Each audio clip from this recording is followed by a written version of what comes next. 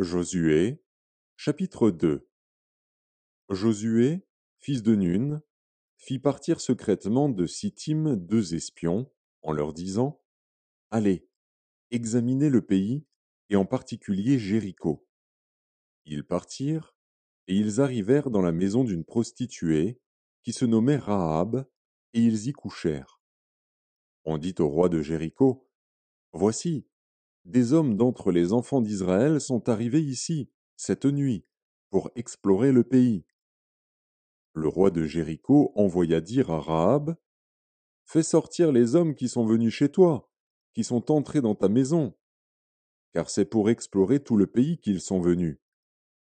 La femme prit les 2 hommes et les cacha, et elle dit: Il est vrai que ces hommes sont arrivés chez moi, mais je ne savais pas d'où ils étaient.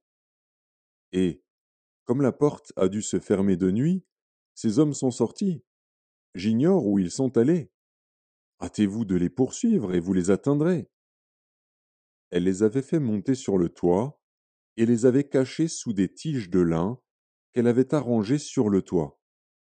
Ces gens les poursuivirent par le chemin qui mène au gué du Jourdain, et l'on ferma la porte après qu'ils furent sortis. Avant que les espions se couchassent, Rahab monta vers eux sur le toit et leur dit: L'Éternel, je le sais, vous a donné ce pays. La terreur que vous inspirez nous a saisis, et tous les habitants du pays tremblent devant vous.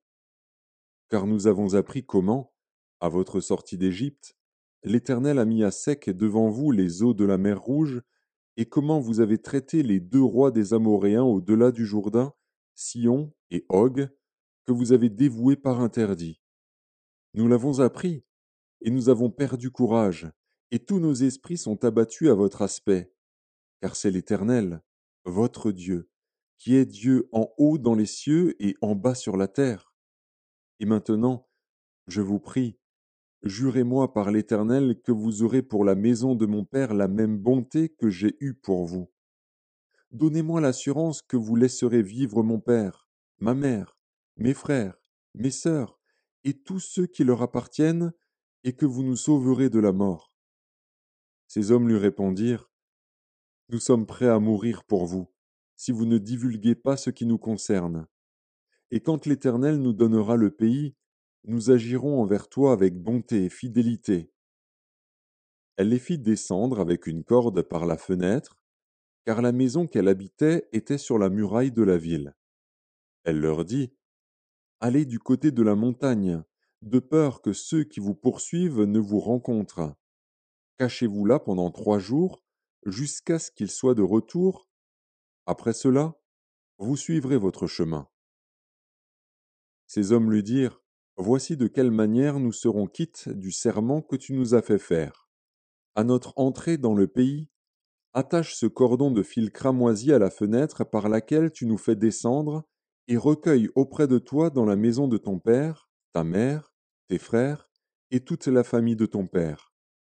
Si quelqu'un d'eux sort de la porte de ta maison pour aller dehors, son sang retombera sur sa tête, et nous en serons innocents. Mais si on met la main sur l'un quelconque de ceux qui seront avec toi dans la maison, son sang retombera sur notre tête. Et si tu divulgues ce qui nous concerne, nous serons quittes du serment que tu nous as fait faire. Elle répondit: Qu'il en soit selon vos paroles. Elle prit ainsi congé d'eux, et ils s'en allèrent. Et elle attacha le cordon de cramoisi à la fenêtre. Ils partirent et arrivèrent à la montagne, où ils restèrent 3 jours, jusqu'à ce que ceux qui les poursuivaient fussent de retour. Ceux qui les poursuivaient les cherchèrent par tout le chemin, mais ils ne les trouvèrent pas. Les 2 hommes s'en retournèrent, descendirent de la montagne, et passèrent le Jourdain. Ils vinrent auprès de Josué, fils de Nun, et lui racontèrent tout ce qui leur était arrivé. Ils dirent à Josué: Certainement, l'Éternel a livré tout le pays entre nos mains, et même tous les habitants du pays tremblent devant nous.